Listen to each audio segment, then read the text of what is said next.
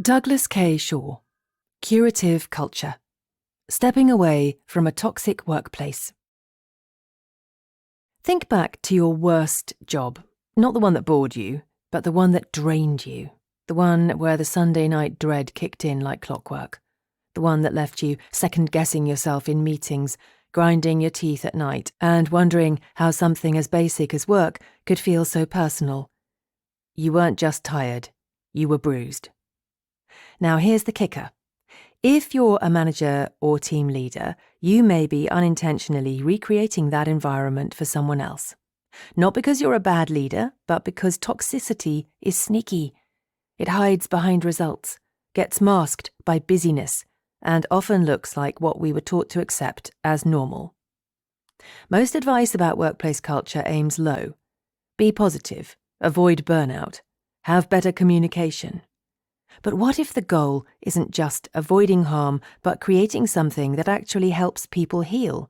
That's what curative culture is about. It's the difference between neutral and nourishing. It's what happens when a workplace doesn't just keep people from burning out, it helps them come back to life. If you lead people, especially in mission-driven or high-performance settings, this idea could change how you work, because healing isn't just a personal thing. It's a leadership strategy, and it might be the edge your team's been missing.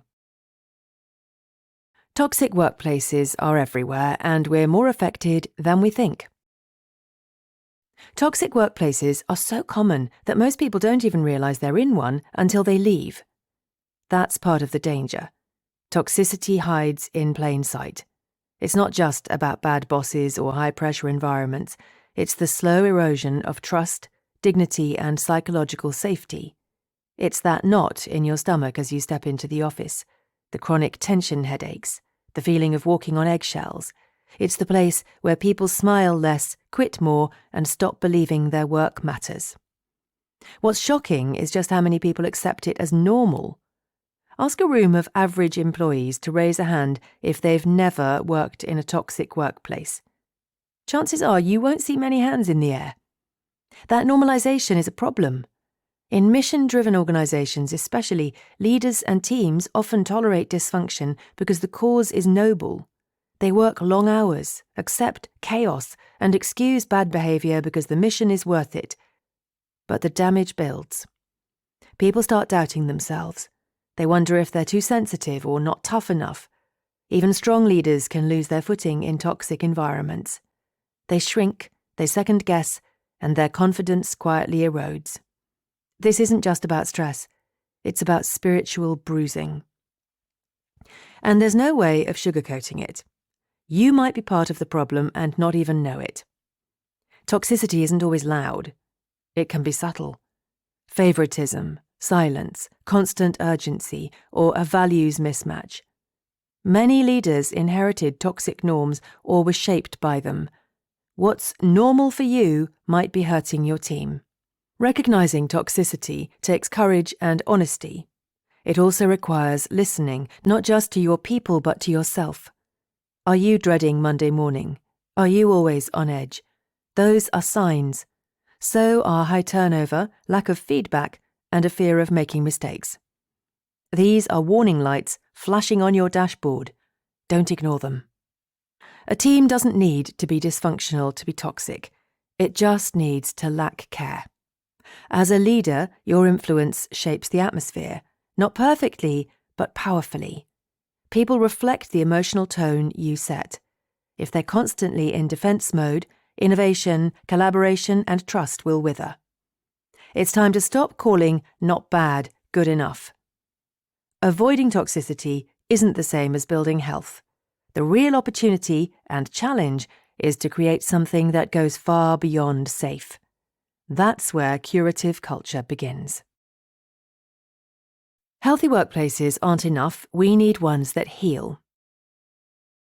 Most workplace advice focuses on creating healthy or positive environments. That sounds great, but for teams that have been bruised by burnout, ignored by leadership, or stuck in chronic dysfunction, healthy doesn't go far enough. What they need is healing. What they need is a curative culture. A curative culture is more than just good vibes or team-building events. It's a workplace that actively restores people. It helps them recover from the harm they've carried in from previous jobs, or maybe even from your job before it changed. Because the truth is, people bring baggage with them, and if a workplace doesn't make room for healing, that baggage leaks into everything.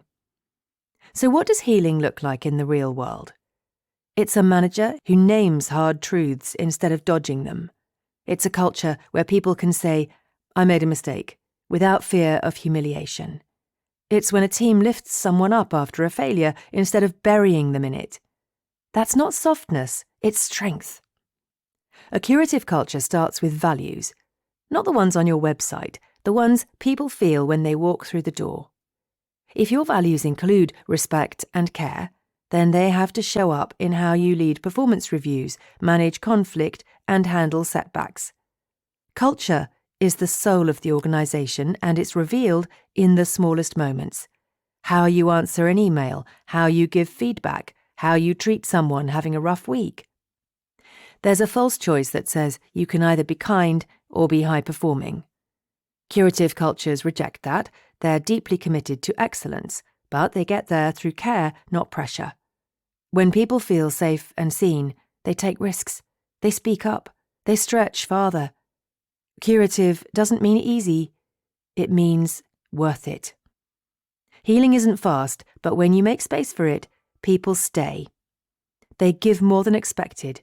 They start reflecting your values back to you. Not because they've been trained to, but because they believe in them, and that's when you know something powerful is happening. Don't just aim for neutral. Don't settle for, "we're not toxic." Build a workplace where people leave better than they came in. That's curative culture. And that's how you create a team that lasts. The best leaders care first, serve second, and perform third. Leadership isn't about power, it's about service. And in curative cultures, the best leaders lead like hosts. They see their role as creating space for others to thrive. They don't fix people, they don't rescue them, but they do honour them, their effort, their presence, their humanness. Think of your team not as employees but as volunteers, not in terms of pay but in terms of motivation. People choose to give their best work. They don't owe it to you, they offer it freely when they feel trusted, respected and inspired. Curative cultures understand this and they act accordingly. That's where servant leadership comes in. It's a serious leadership model built on values. And in a curative culture, values aren't decorative, they drive every decision. They answer the question, how does it feel to work here? A strong mission tells people what you do. Clear goals show them where you're going. But values? Values tell them who they're allowed to be on the journey. Servant leaders don't avoid accountability. They don't lower the bar, but they do set a tone that says, we do hard things, and we do them together. That tone builds psychological safety, especially across differences. When you're leading someone you don't click with, look to your values, not your gut, for guidance. Ask, am I acting with integrity? Am I offering encouragement where I'd usually stay silent? Am I showing up the way I'd want someone to show up for me? Often, the most healing thing a leader can do is pay attention and then act on what they see. Small acts go a long way. A handwritten note, public praise for quiet wins, a follow-up after a tough week. These are not expensive, but they're priceless. They signal care, and in curative cultures, care is the soil in which performance grows. When care and clarity walk hand in hand, people rise to the occasion. They want to win, not just for themselves, but for the team. That's the paradox. Lead through service, and you get performance. Skip the care, and all the KPIs in the world won't save you. You don't need to be everyone's therapist, but you do need to be their steward. And that starts with seeing each person as made in the image of something greater. High performance thrives when safety is the standard. There's a myth that excellence comes from pressure, that people do their best work when the stakes are high and the expectations higher. But the truth is, people thrive in environments where psychological safety is the norm, not the exception. In curative cultures, safety doesn't mean comfort. It means clarity. It means people know where they stand, what's expected, and that failure won't define them. When that's in place, they stop playing defense and start creating. Metrics still matter.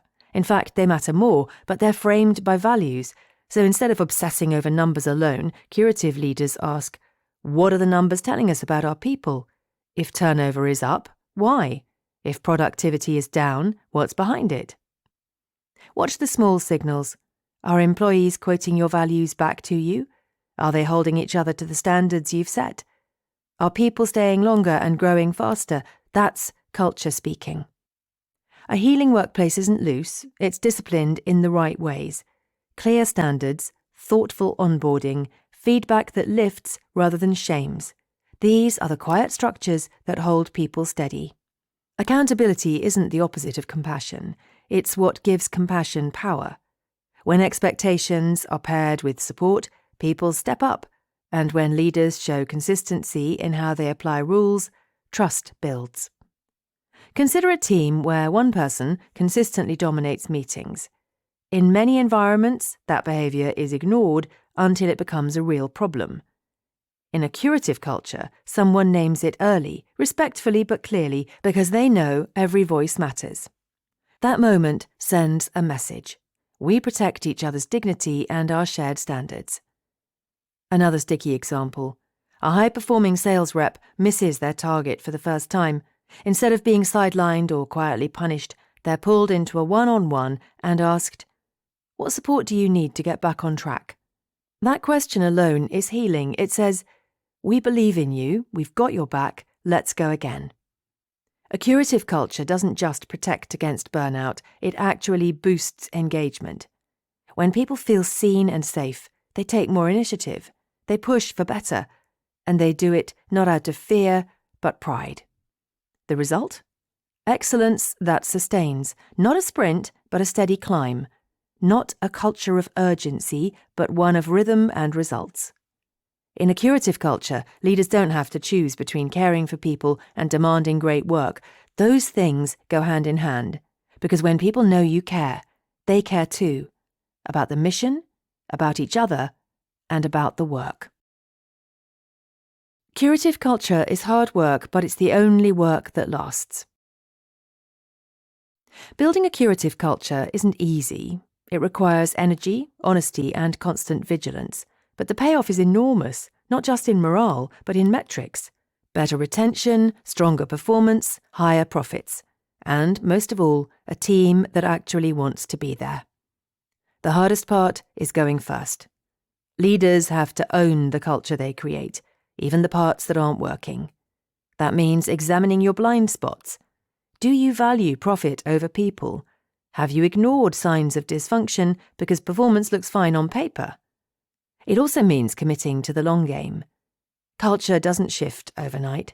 It changes through steady, repeated action, through rituals that reinforce values, through hard conversations handled with grace, through celebrating not just what was done but how it was done. Think of culture like a garden. It needs weeding, it needs water, and it grows best when the sun of encouragement is shining. Neglect it, and weeds will win. Nurture it, and it will bear fruit. Here's an example. A leader decides to start each Monday meeting by recognizing one act of integrity, courage, or kindness from the previous week. At first, it feels forced, but within 2 months, team members begin nominating each other. Culture shifts quietly. People pay more attention to how they work, not just what they deliver. Or picture this.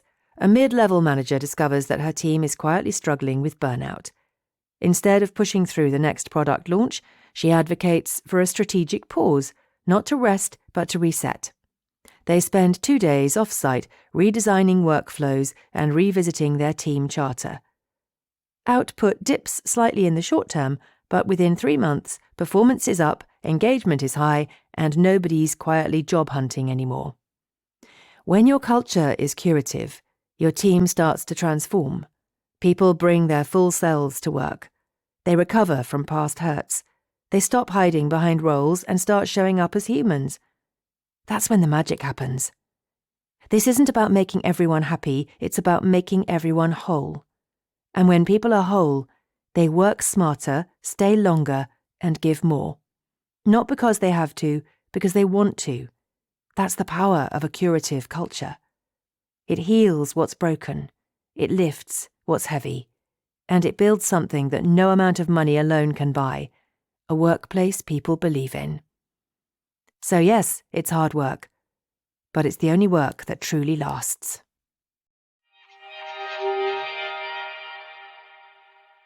In this blink to Curative Culture by Douglas K. Shaw, you've learned that toxicity hides in plain sight and slowly erodes trust, dignity, and team confidence. Most people normalize it without realizing the damage. A curative culture doesn't just prevent harm, it actively restores people and strengthens performance. It's built on deep care, clear values, and servant leadership. When safety becomes the standard and leaders go first, teams flourish. Healing becomes a strategy. People stay, grow, and give their best because they feel seen. Okay, that's it for this blink. We hope you enjoyed it. If you can, please take the time to leave us a rating. We always appreciate your feedback. See you in the next blink.